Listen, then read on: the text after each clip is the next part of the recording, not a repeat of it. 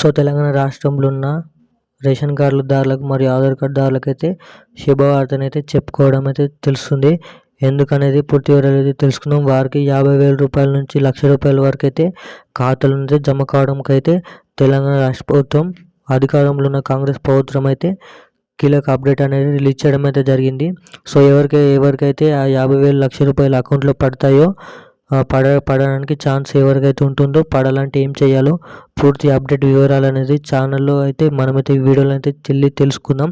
So దానికంటే ముందైతే మన ఛానల్ ఎవరైనా మొదటిసారిగా చూస్తున్నారంటే వీడియోని అయితే చూస్తున్నారు కానీ సబ్స్క్రైబ్ అయితే చేయడం లేదు, ఖచ్చితంగానైతే సబ్స్క్రైబ్ చేసి గంటనైతే ఆన్లో పెట్టుకోండి.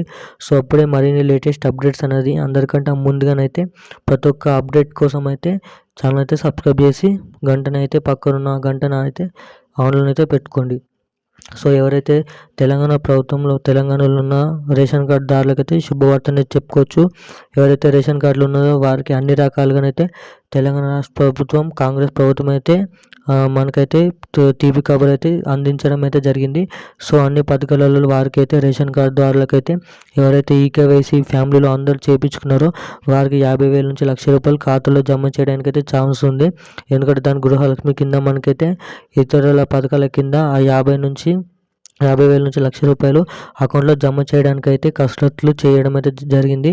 సో దానికి సంబంధించిన ఆధార్ కార్డు మరియు ఈకేవైసీకి సంబంధించిన రేషన్ కార్డులు అన్నీ మీరైతే చేయించుకొని అయితే ఉంచండి.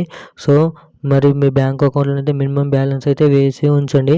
సో అప్పుడే అయితే మరి తెలంగాణ రాష్ట్ర ప్రభుత్వం, కాంగ్రెస్ సీఎం రేవంత్ రెడ్డి గారు వేస్తున్న 50,000 నుంచి 1,00,000 రూపాయలు మీ అకౌంట్లో ఖాతాలో పడడానికి అయితే ఛాన్స్ ఉంటుంది. సో ఇప్పుడున్న అప్డేట్ అయితే ఇది. మరిన్ని అప్డేట్స్ కోసం ఛానల్ అయితే సబ్స్క్రైబ్ చేయండి. Thank you guys.